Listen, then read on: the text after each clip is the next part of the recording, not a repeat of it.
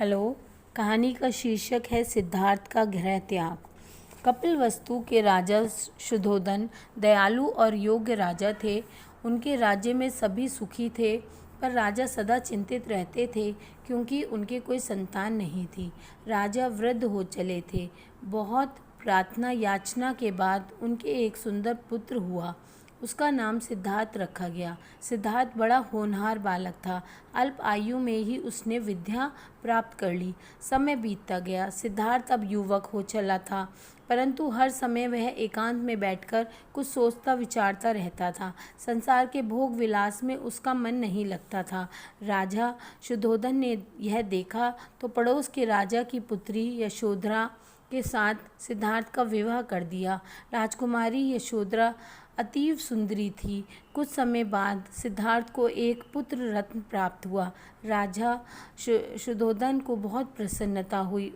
उन्होंने समझ लिया कि आने वाला शिशु सिद्धार्थ के पैरों में बेड़ियां डाल देगा, पर उनका यह विचार सत्य नहीं हुआ।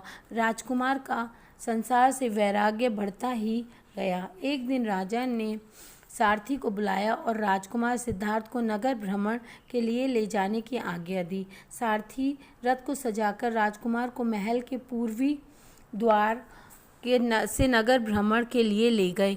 नगर में सजे हुए बाजार देखते हुए जा रहे थे कि राजकुमार का ध्यान एक व्यक्ति की ओर गया, जो हाथ में लाठी लिए कमर झुकाए धीरे धीरे कठिनाई से चल रहा था। राजकुमार ने सारथी से उसके विषय में पूछा कि वह कौन है और ऐसे क्यों चल रहा है। सारथी ने राजकुमार को समझाया कि वह वृद्ध है और दुर्बलता के कारण इस प्रकार चल रहा है।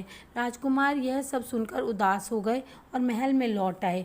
कुछ दिन बाद सारथी राजकुमार को फिर नगर भ्रमण के लिए पश्चिमी द्वार से ले गए। मार्ग में राजकुमार ने एक रोगी को देखा जो कष्ट से कर्रा रहा था।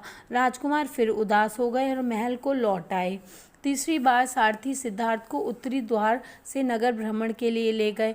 आज राजकुमार ने लोगों को कंधे पर उठाए एक शव को देखा। उसके संबंधी रोते हुए पीछे पीछे चले जा रहे थे।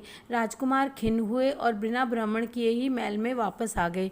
कुछ दिन बाद सारथी के आग्रह पर राजकुमार दक्षिण द्वार से नगर भ्रमण के लिए गए। आज उन्होंने एक साधु को देखा। उसका मुखमंडल आभा से चमक रहा था। उसने गेरुए वस्त्र धारण किए हुए थे और हाथ में कमंडल लिए हुए थे।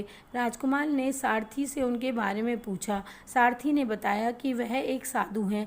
उसने संसार के मोह माया को त्याग दिया है। उसे दुख और कष्ट का अनुभव नहीं होता।